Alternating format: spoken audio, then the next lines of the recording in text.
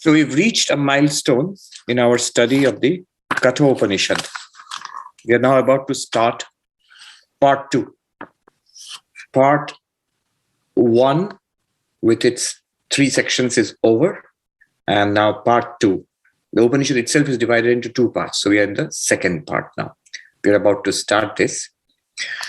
In part 1, it was said that this is very subtle, and therefore it requires a subtle mind, a subtle intellect to discern the truth about ourselves, that we are the Atman. Now, what is the obstacle, the main obstacle? A very crucial point for spiritual practice will be pointed out just now in one of the most famous mantras of the Katha Upanishad, which will start the second part of Katha Upanishad. And it is very crucial for our spiritual practice. That will be pointed out now. All right. So what is this great insight? What is this very important mantra, often quoted in many other places in Vedanta, and of great importance to our spiritual practice, which is going to be shared now? The first mantra of the second part of Katha Upanishad. Let me dive straight into it. So we're in the second part, first section, and first mantra. Parāṅci khāni vyatṛṇat svayambhū tasmātparāṅpaśyati nāntarātman kaściddhīraḥ pratyagātmānamaikṣat āvṛttacakṣuramṛtatvamicchan. The self-existent Lord destroyed the outgoing senses. Therefore, one sees the outer things and not the inner self. A rare, discriminating man, desiring immortality, turns his eyes away and then sees the indwelling self. So this is the translation from Swami Gambhirananda. If you look at the mantra itself, the word used is khāni. Khāni literally means apertures or orbs. So the senses here, the eyes and the ears, the nose and the tongue and the sense of touch, these are a smell and touch. These are called khāni here. And the sensory system is parāṅci khāni. They are turned outwards. They reveal their objects. Eyes reveal forms, ears reveal sound, nose reveals smell, the touch reveals various tactile sensations, the tongue reveals taste, and so on. External objects are all revealed by these senses, and they are continuously outward flowing. Not only that's very natural, they have been designed to bring information from outside, but they are outward flowing and they engage us continuously in the external world, in sight, sound, smell, taste, touch, and continuously engaged. Later on in the commentary, Shankaracharya will say it's not really the problem of the senses. It's the mind behind them. The mind has this tremendous taste built up over this lifetime and many lifetimes of being engaged in the sight, sound, smells of the external world, and it delights in them, including the pleasant ones and unpleasant ones. The mind has a tendency to become mixed up with the external world. Mind contemplates on the information that's been continuously dumped into it by the senses. The mind is engaged in it. So this flowing outwards is the real problem. The senses flow outwards by design, and the mind follows them. And mind not only follows, instigates them to keep on chasing. The eyes like to see certain things. The ears like to hear certain things. All of these senses have a kind of autonomous intelligence built into them. And these have been programmed to continuously flow and outwards and engage us in the external world. Therefore, so what? It sounds perfectly natural. After all, senses are supposed to do this. He says, vyatṛṇat, damaged, disturbed, malfunction. Is the Lord, the designer, Ishvara, Bhagavan, has so designed our sensory system and the mind behind it. It's a kind of damage. It's a kind of, it's a serious problem. Vyatṛṇat literally means to destroy or damage. Why is it damaged? It functions perfectly well. After all, what are the eyes supposed to do? And what are the ears supposed to do? They're supposed to hear sounds and see sights and so on. No, the damage is this. Tasmātparāṅpaśyati nāntarātman. Therefore, our entire attention and information and engagement is with the external world. Nāntarātman, we do not attend to, we are not aware of, we do not know about the inner self. You see, the world is the external world, and that's not us. We are very clear about that. And then there is the body, but that's not us also. And then there is the mind. Mind, body, and external world, these are, in Vedanta, these are called ānātma, not self. And that's all that we are concerned with all the time. That we actually are not the body, mind, and external world. External world we are not, we know, but we are not the body, mind, that we don't know. We are not even aware that there is an inner self beyond all this. We are not aware of it, and we are not concerned with it at all. We are just engaged with the world, with people, with happenings in the world, money, relationships, pleasure, pain, trouble, ambition, little projects to engage us from day to day, month to month, year to year. And this is how we spend our lives. This is, he calls it, vyatṛṇat, damaged. We continuously flow into the world like this helplessly. Therefore, we do not see the Atman. We do not realize the Atman. This is a very big problem. This continuous extrovertedness. And this is by design. This is by design. So this is why he says, Yama tells us that God has actually damaged as far as spiritual life is concerned. This is what makes spiritual life difficult, but not impossible. The ability to pull out of this and to realize our true nature is also there within us. And so the next line says, kaściddhīraḥ. Some rare individual, most people keep flowing into the world outside, are extroverted. Some rare individual, dhīraḥ here means patient, heroic, not in the external sense of bravery, but in a more philosophic sense, that it takes up the spiritual challenge for self-realization, for enlightenment, like the Buddha, for example. So kaściddhīraḥ, a heroic person. There are some people who can utilize that capacity for withdrawing, for turning inwards. Kaściddhīraḥ. What do these people do? āvṛttacakṣur. They turn themselves inwards. Now, turning inwards does not mean turning your senses inwards, trying to hear what's going on in the body, trying to see what's going on in the skull, not like that. Instead of our attention, the problem is with the mind. Even for the enlightened person, you see, the senses will always reveal an external world. The enlightened person's eyes also see an external world. Enlightened person's ears also will reveal sounds, and so on. But the mind is crucial. And the spiritual seeker has that kind of a mind. Shankaracharya says in his commentary, who is this dhīraḥ? What is the crucial nature? Viveki. Viveki means has the power of viveka, discernment. Here, discernment means discernment between what is eternal and what is non-eternal, what is real or what is not real, what is ultimately worthwhile in life and what is worthless in life. This person discerns clearly and then chooses. In the language of Katha Upanishad, which was presented earlier, Shreya and Preya, it's presented earlier. Yama says all the time, these two choices are coming before us. Preya, the pleasant. And often the pleasant is not the good, that which is beneficial, that which is the highest, that which is the purpose of life, that's called Shreya. And that's only one purpose of life, moksha, enlightenment, God realization. And Preya is this continuous flowing into the world, into its pleasures and pains, trying to avoid its pains and trying to capture some of its pleasures. That's what most of us are trying to do all the time naturally. This dhīraḥ, this spiritual hero, has the ability, has the good sense to stop, tries to stop. Again, the commentator says, it's like trying to reverse the course of a river, which is flowing in one direction, turn it around and change the attention back to the spiritual reality within. So this person who can do that is called dhīraḥ, the one who is at least trying to do it.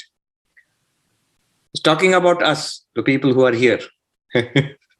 Yes, those who are continuously flowing outwards, would not be spending a Wednesday evening or morning, depending on where you are, listening to an ancient philosophy. The fact that we are listening to all this and we are interested in it is we fall in this rare category of people who are at least making the attempt to turn inwards into our own spiritual reality. So kaściddhīraḥ, what does this person do?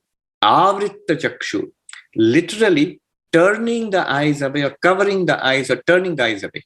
Now, turning the eyes literally does not mean looking away or closing the eyes. It could mean that, but it basically means not just the eyes, but all the sense organs. That for a time being at least, the sights and smells and tastes and touch of the world do not interest me. I am turning my attention from the world outside to the body, from the body to the mind, from the mind to the intellect, from that to the witness consciousness itself. This inward turning is called āvṛttacakṣur. Cakṣur literally means eyes here, but it stands for all the senses and the mind also. Turning inwards. What will this seeker, what will they get? pratyagātmānamaikṣa. Aikṣat means saw, realized, gained an insight into what? Pratyagātman, inner self. Who am I?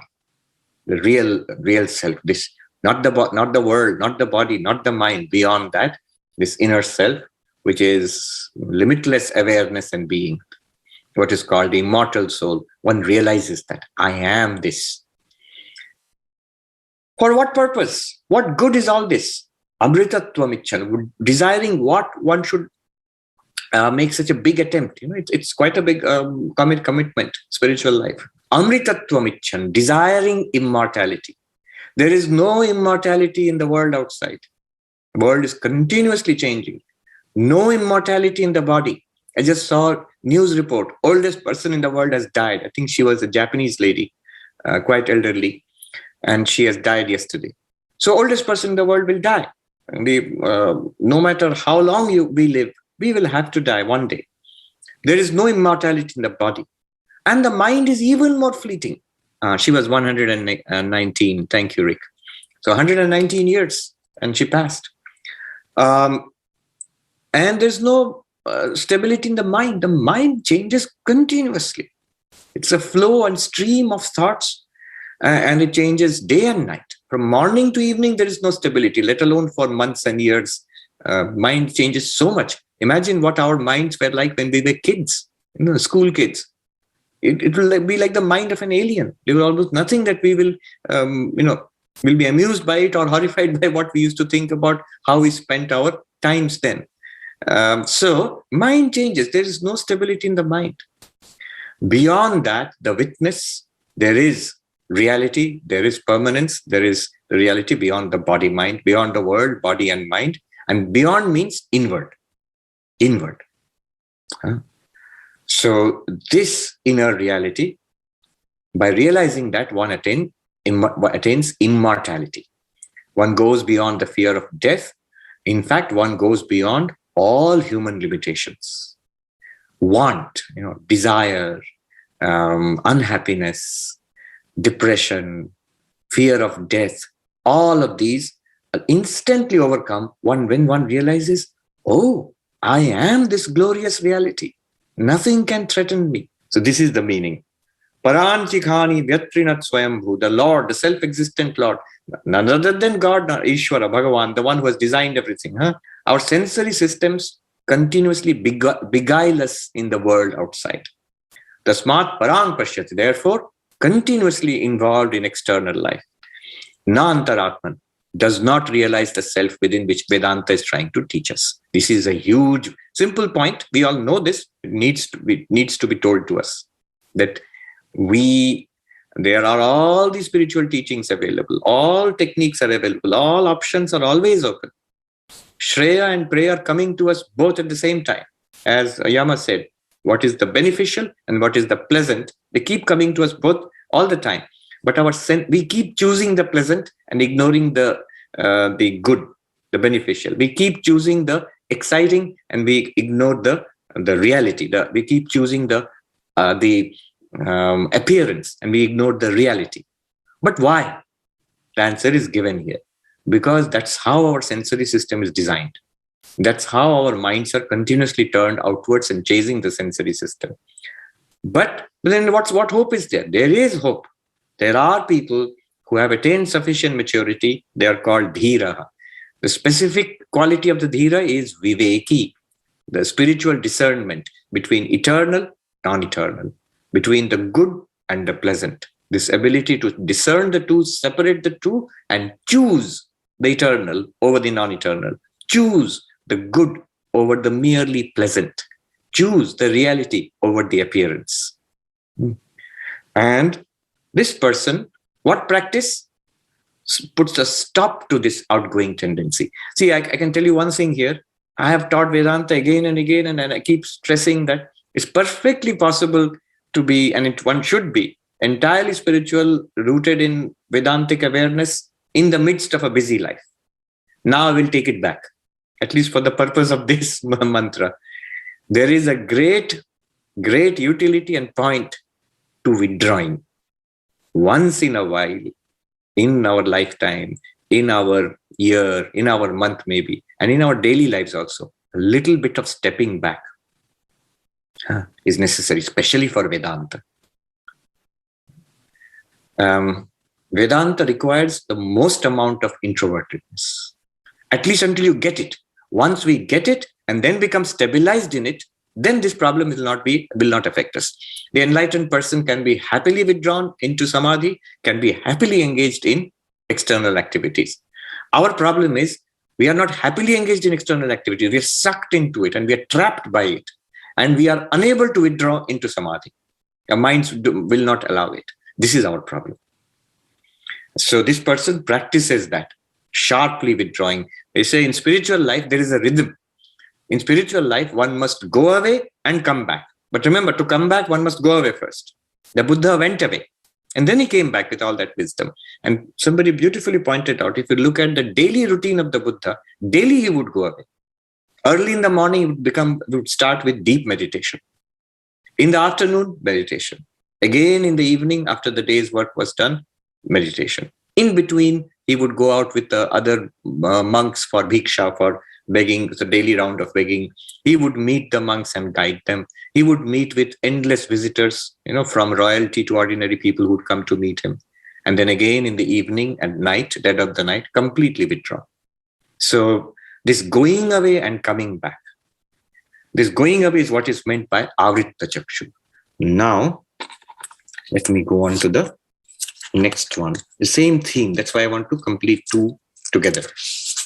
Yama, it tells Nachiketa, parācakāman anuyanti bāla te mrityoryanti vitatasya pārṣam atha dhīraḥ amṛtatvam viditva dhruvam adhruveshu icchan prārthayante. So unintelligent people follow the external desires. They get entangled in the snares of the widespread death. Therefore, the discriminating people, having known what true immortality is in the midst of impermanent things, do not pray for anything here. He's giving us a follow-up, consequences of what happens. Here in this mantra, the first one, he says, parācakāman anuyanti bāla. Children, immature people, they keep running after external things. Basically, he's saying people don't learn. People don't learn. It's the rare one who learns. Most people, as I always say, what is the result of chasing samsara? Two things. First of all, either you will get things which you want, or you won't get what you want. If you keep getting things which you want, the result will be dissatisfaction. No one getting what they have wanted in life has ever reported permanent, lasting, deep satisfaction, except the enlightened ones. Except that one case, nobody else in the world has said, I have got what I wanted and it's great. There's no problem at all. And I would thoroughly recommend it to everybody else. Yes, go and, eat as many burgers as you want, go to as many parties as you want, and buy as many gadgets as you want. And when you get all these, you will be deeply, deeply fulfilled. The advertisements are gospel truth. Nobody has ever said this. So getting what we want does not lead to any kind of deep, lasting fulfillment. That's why I feel sometimes it's easier to understand these things in a first world country and economy like this.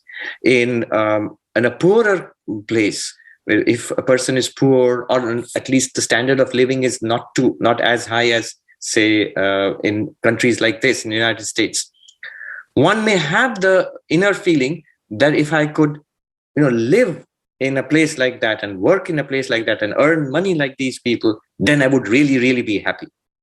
No, it doesn't work like that. If you do get it, you'd still be disappointed. And if we do not get it, we'll be frustrated. I have many desires and I did not get them. We're frustrated. These are the only two results of samsara: disappointment, frustration. There's no third alternative possible. And so this is, if we chase samsara, these two are the only alternatives. And another second thing is, by chasing samsara, what happens is it becomes habit forming. It becomes addictive. We no longer have independence. Sri Ramakrishna says, he says, I saw these old people who had retired and sitting, they were playing cards. And I said, isn't it time to start calling on God even now? Isn't it time?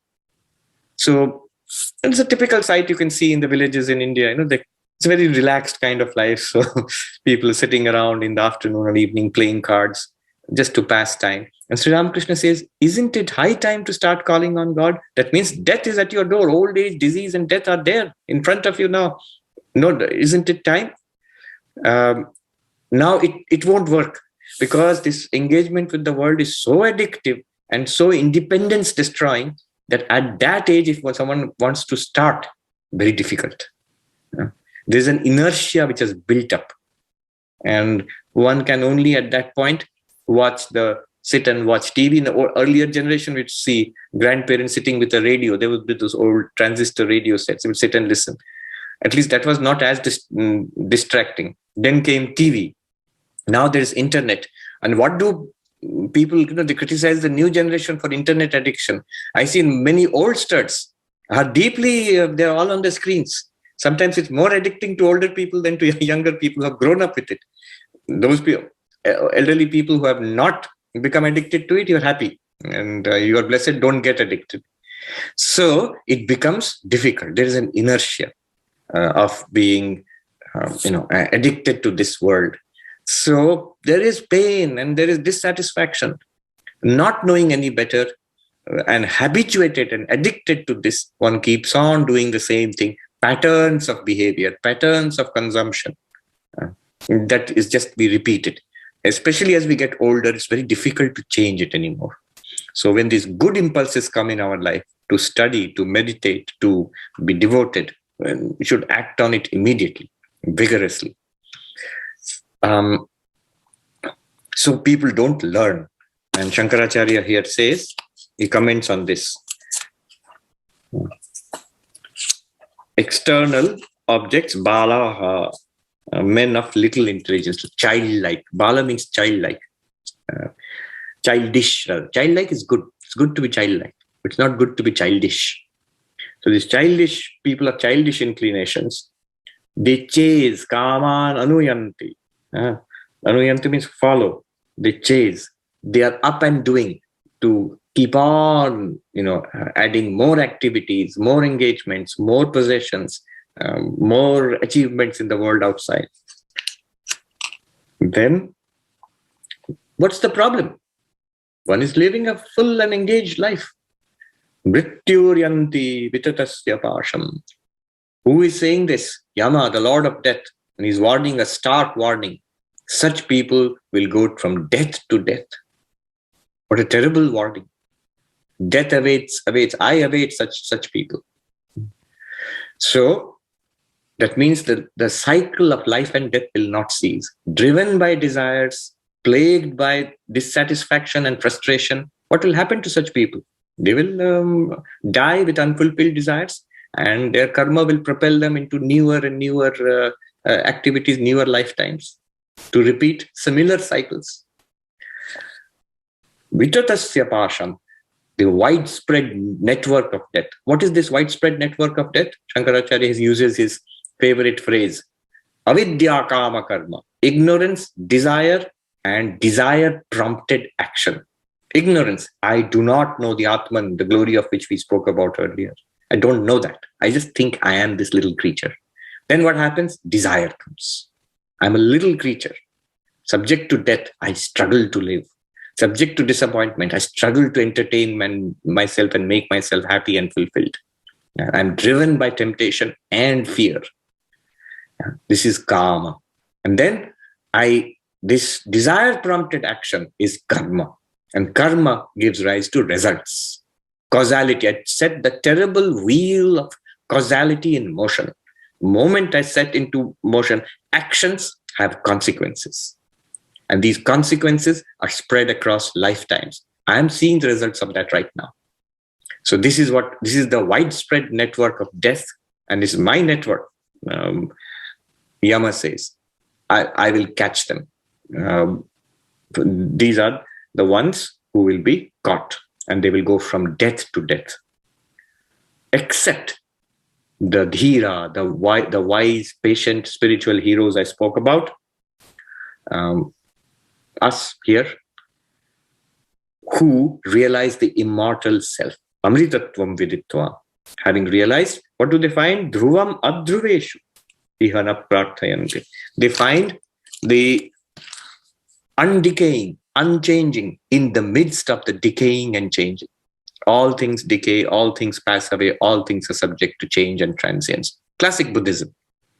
And he says, here is that nature, that reality, the Atman, that doesn't decay, that doesn't pass away. They realize this. Where do they realize it? Here, in the midst of all that is changing, in the midst of all that is decaying, in the midst of all that is disappointing and frustrating, they realize that. And then, consequence, they go beyond desire, it says. How interesting. Iha na prarthayanti. They do not desire anything in this world anymore. They have nothing to gain from this, anything in this world.